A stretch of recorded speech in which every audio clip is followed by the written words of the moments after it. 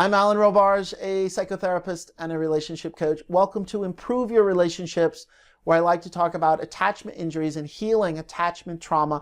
And on this video, let's talk about a core belief titled, "Everything Happens for a Reason."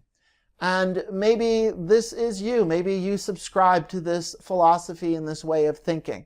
Now, as a disclaimer, let me just throw out real quick, I'm not challenging if that idea, if that approach of believing everything happens for a reason is or isn't good, is or isn't bad. That's not my point here. We very much could make a case or make an argument of why we might want to believe that everything happens for a reason. And in certain circumstances, certain situations, that can be very, very helpful. Or just as a way to orient, you choose to orient, to walk through life believing that things happen for a reason, and that might be very helpful to you. However, the point of this video is to say that if perhaps you have some unintegrated attachment injuries that have created attachment trauma and some trauma symptoms are playing out in your life, it's very possible that in your relationships, the core beliefs that are influenced by this trauma are producing some kind of denial where it becomes challenging to see reality, and that because we find ourselves fighting against our loneliness and our longing, and we make choices to stay with the wrong partner. We make choices, we convince ourselves, constantly come back to, well, how can I make an unworkable situation work? How can I stay in a situation with a partner who is completely the wrong partner for me? Where there's not emotional availability, there's a withholding, there's a shutting down, there's not a way for us to talk and communicate, but I'm going to figure out, you're going to figure out, we're going to figure out, how can we make it work anyway? And maybe if we do this, maybe if we do that, maybe if we do this, maybe if we do that. And if we have a belief, if we subscribe to this philosophical idea, and for some of us it might even be a spiritual idea to say everything happens for a reason, our brain, the part of us, the attachment trauma, very much would like to latch on to that if it can use it in service of perpetuating denial.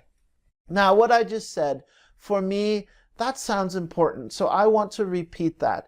If you perhaps are someone who values this idea that everything happens for a reason, but you also happen to have some unresolved, unintegrated, unhealed attachment trauma that influences how you think, it is very possible that your brain likes to obscure reality or distort reality in order to override all of the painful interactions and the painful times when your emotional needs are not getting met. It's a bit of a function. It's a survival function that if I cannot be totally honest with how hurtful and how much grief this situation is producing in this relationship that's not working out, I'm going to employ a buffer of denial to distort reality that will allow me to disconnect from the pain of what's actually happening.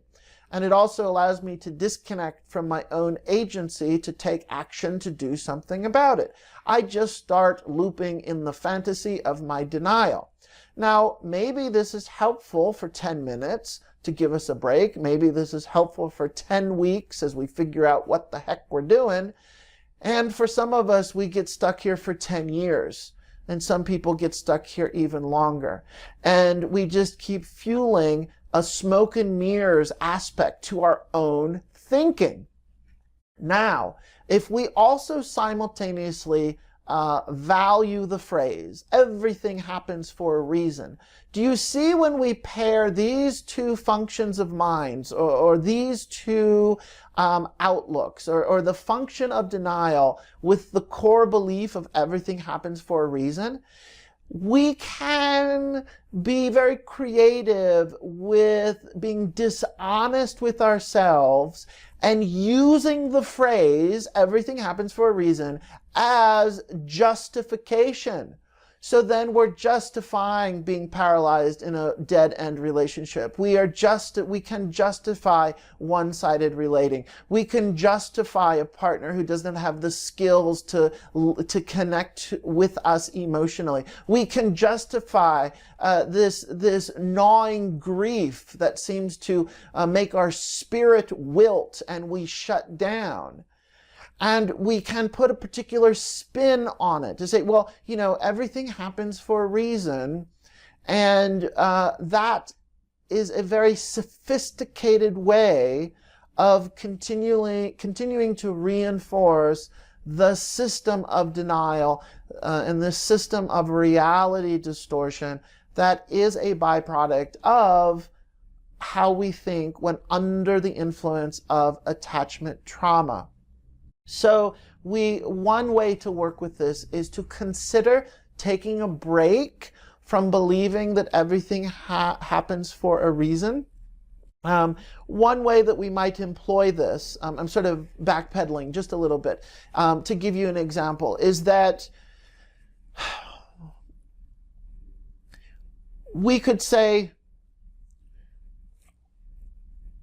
how my partner has just ignored me emotionally is happening for a reason, because it's allowing me to learn what I never had and to work with the depths of disappointment of someone who's not there emotionally for us. And so what I'm learning, everything happens for a reason, is that I could actually stay in this relationship. I realize that I have to recalibrate my neediness and the demands that I'm placing on my partner. And because what is happening here, this is an opportunity for me to learn.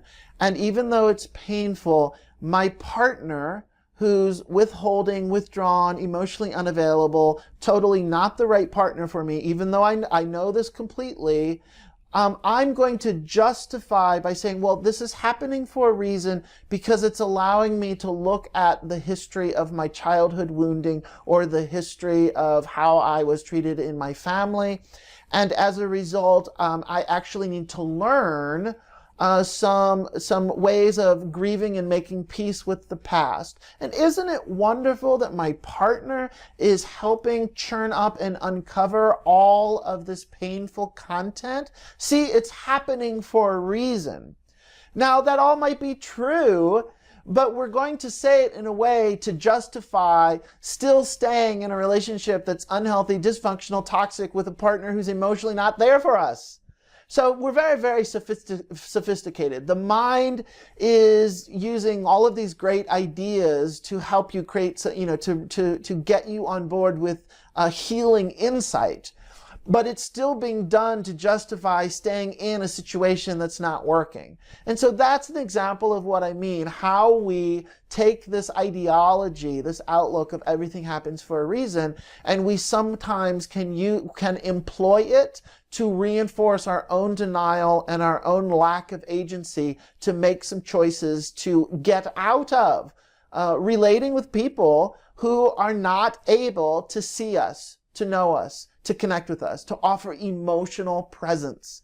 And so justifying it through some philosophical everything happens for a reason is not going to improve the relating. It might create some awareness of where you can look, but it's still going to keep you stuck in not making a choice to do something different and better for you. I hope that this is helpful. It's hard stuff to hear. Empathy to you if you are struggling in any of this type of situation.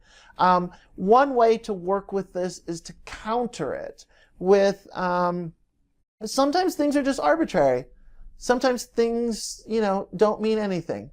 And if you're familiar with the phrase that Sigmund Freud coined, the phrase is sometimes a cigar is just a cigar. Everything doesn't have to have meaning. Everything doesn't have to happen for meaning. The universe does not need to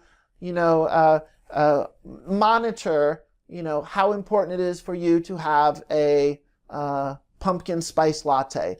And yes, I'm being a little extreme here, but I mean, people take it to that plate. I pulled up to the Starbucks and it was 2 weeks before October, and they usually don't have pumpkin spice latte, but they happen to have them that day. And I really think, everything happens for a meaning. Everything happens for a reason, because that was really letting me know that that the universe cares about me, or it's really letting me know that, I can enjoy life.